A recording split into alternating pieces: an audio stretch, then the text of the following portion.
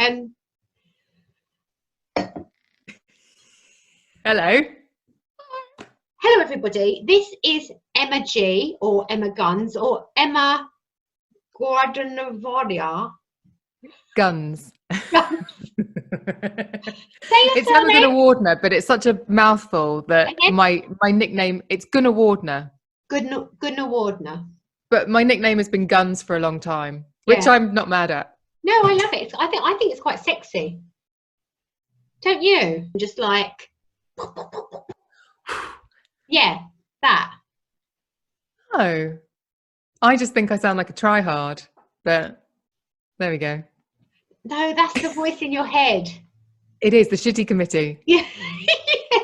Yeah, you must, for the Shitty Committee reference, you need to listen to which episode of your podcast, Emma?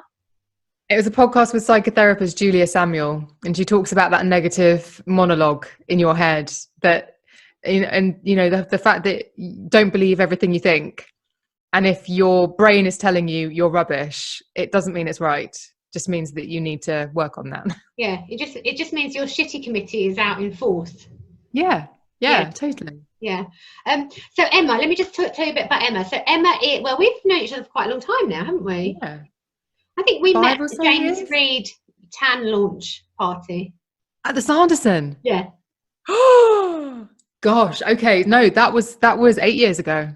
Wow, yeah. That was really, really fun night actually. And then obviously you were a beauty journalist and now a award-winning podcaster, beauty podcaster. Haven't won an award yet, but thank you. Oh, if ReallyRee.com wants to do an awards, and you know. Do you know I've never won an award, Emma, either? Have you not? No. This is some bullshit, Ree. I'd love one. Just one that says, look, she's still going. That can be your new motto. It's not keep going, it's still going. Still going. I know. I'm like, maybe one day, who knows? Like, oh God, she hasn't got the message yet. She's still bloody going. I don't know. So tell us about everything you do, just quickly, for everyone that doesn't know and that does know, just wants to hear your lovely voice. Oh, bless you.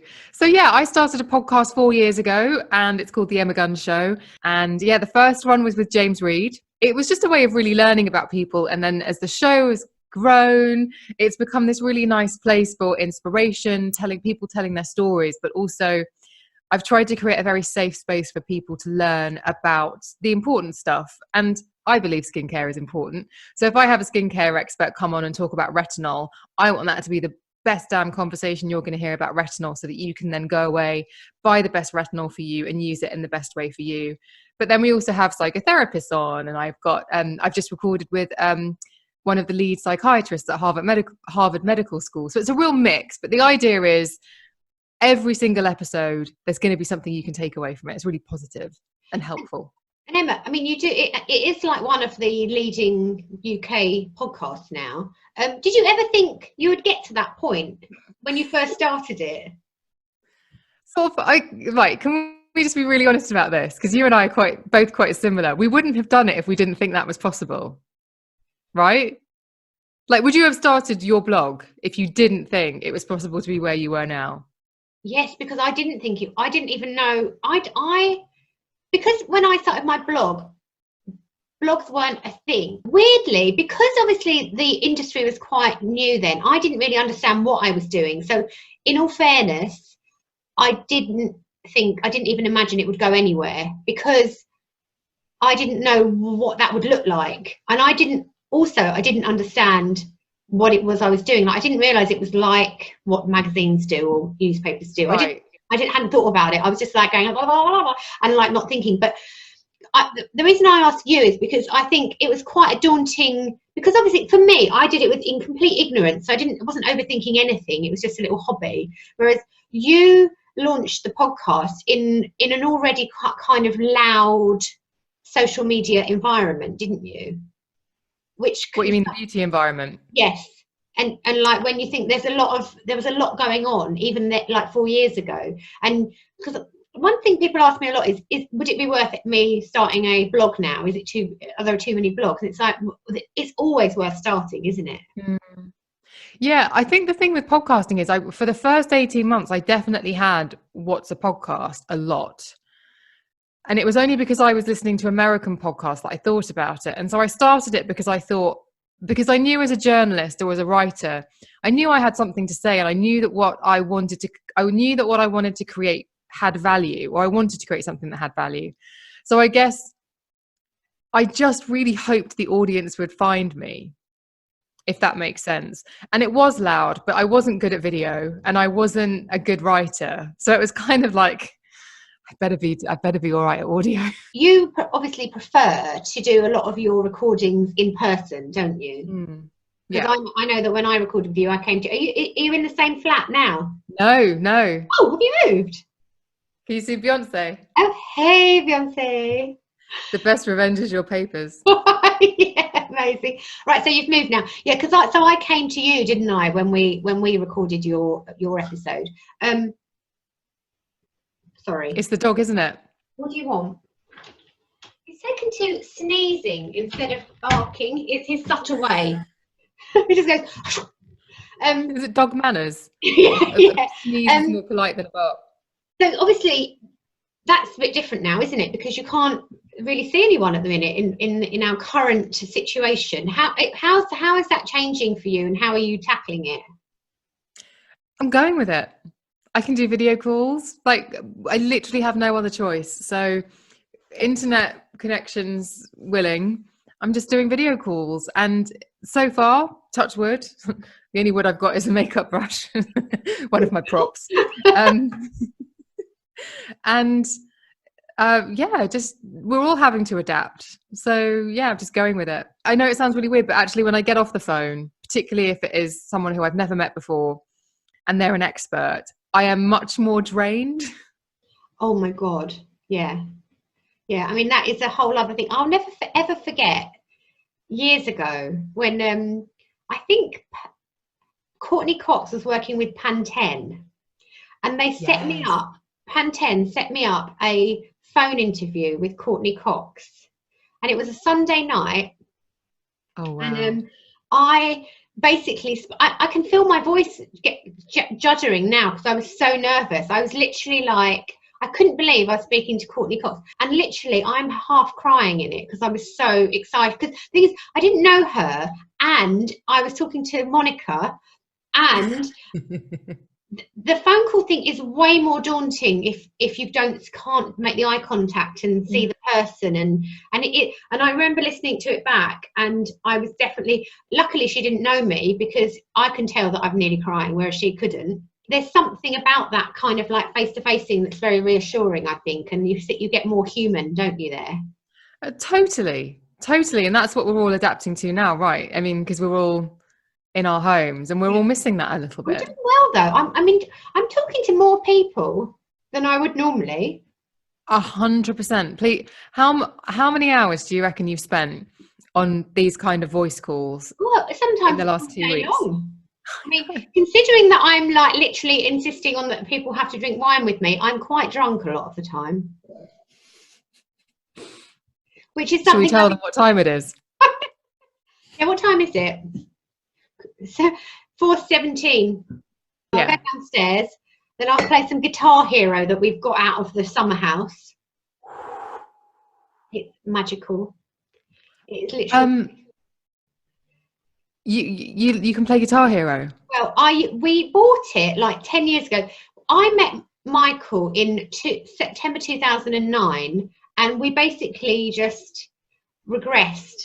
And we bought loads of games, and we didn't do anything serious. And I started the blog in 2010. Michael made me start it, but there was a period where I literally had nothing to do with my brain other than play games and do like jobs that didn't really. I had a job, but it wasn't taking my brain, if you know what I mean. Yeah. So, yeah. I was good at it. Wow. Literally, I can't even get near my top scores now. But you know what? You're competitive. And so I think you've got, we've talked about this so many times, in a healthy way, I hasten to add. Like, she's never tripped me up and I've never seen her trip anyone up. No, thank you. I keep imagining this like highly emotional, like, you know, when we actually do go to an event, like all like running towards each other and like crying and kissing, and I don't know. I mean, it's really silly, but yeah, I know what you mean. yeah, it feels, when I imagine when life going back to normal, I feel like I'll be very emotional about it. I think it's good to register it. And I think a lot of people will feel that way.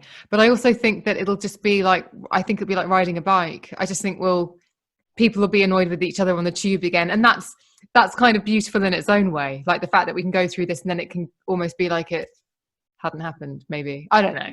Who knows? But Emma, what are you doing that makes you feel like you've got a little bit of control over life? Because I don't know about you, I feel kind of out of control, but I'm okay with that right now. But because I've got a few little things I do that make me feel normal, like putting fake tan on, like wearing my SPF even though I'm indoors. You know, just little things like that just make me feel normal. What are you doing? I've had to, this isn't my first rodeo because I live by myself and I work from home and I'm self-employed. I kind of feel like I know what I'm doing. And as soon as, I mean, I think, yeah, I went to a beauty event a couple of weeks ago. And I think at that event, we all thought, why are we here? We should be at home. This is going to be a storm. And so I literally went home and haven't left the house since. And I just knew that was a Thursday. And I think from the next day, I thought, right, I'm going to have a really strict routine. Not strict in the way that it's going to be regimented. And if I don't stick to it, there'll be penalties. But just, I get up at 7 o'clock every day, regardless. And the first thing I do is I go and I open my curtains. Because if the light's coming in, then the day has started. And then the second thing I do is make the bed. Because then it's far less appealing to get back into it. Yeah. And also then you've ticked something off your list. And if I then go into the kitchen and make a coffee, when I walk back into the bedroom to go and put my gym stuff on, the room looks done and tidy, and it just makes you feel like there's organization. Yeah. So yeah, for me, it's been about structure. So I wake up at the same time on my weekdays and I exercise. So I either do Monday, Wednesday and Friday, I do little circuits in my living room. I've got kettlebells and weights, and I do my own little 30-minute workouts. And I'm also doing yoga in the evening before I eat. Okay. As a way to separate my work day from my non-work day. Yeah, that's a good tip. I mean, I'm really lacking structure. It's all gone mental this end. I mean, I don't know if I mind too much at the moment. I think probably I'll need, in the next couple of weeks, I'll need to kind of actually crack down a bit. But I'm kind of enjoying being a bit woe and a bit way, if you know what I mean, like taking the dog for a walk in the middle of the night and, you know, eating pizza for breakfast. I mean, but then there's nothing wrong with that, I don't think. The only reason I've been quite structured is because I know that if I'm not, I can get depressed. Yeah, and also you are on your own, whereas I've got 3 other people in the house. So exactly. Which, I mean, my mum's doing really well. She's a little YouTube exercise because she's not going out now, and it's really important because my mum's got Alzheimer's. It's kind of like routine is good, so she loves her little YouTube videos. Amazing. Oh yeah. And literally, I say to her, "You start, and I'll come and film you in a bit." And then when I come and film her for my Instagram stories, and she's like, "Oh, that's lovely." Really cute. Because you're still really productive. That's one of the things about you, is that I think that you could have a hurricane going on around you, and you'd still get your blog out. Yeah, but I'm nearly there on today's. Slightly.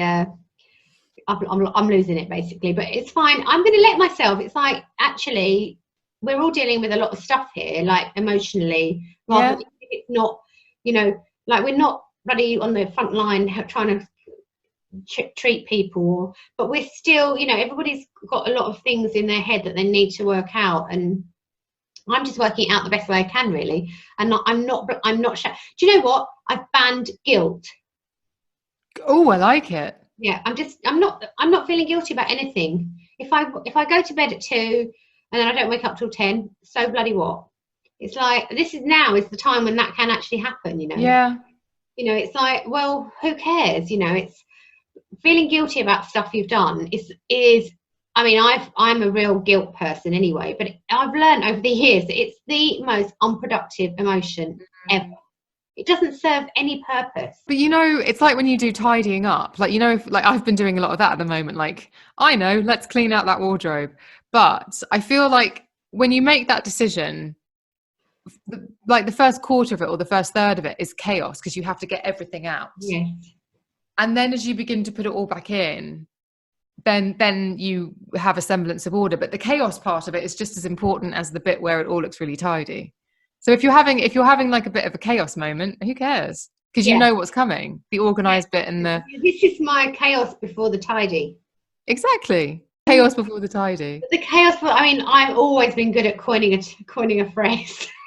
You have. I'm in love with keep going, evolving into still going. Keep going. Still going. Still going. Been going. Motivational chats with Ree. Been going since 2010. Keeping Been going, on. keep going, still going. Keeping on since not giving up. Wait, 2010? Yeah, this is like, I was actually going to plan a party for the 10-year blog thing, but What are we doing now? so maybe I need to plan like a Zoom party. Do it. But you can have quite a few people on, so yeah, do something like that.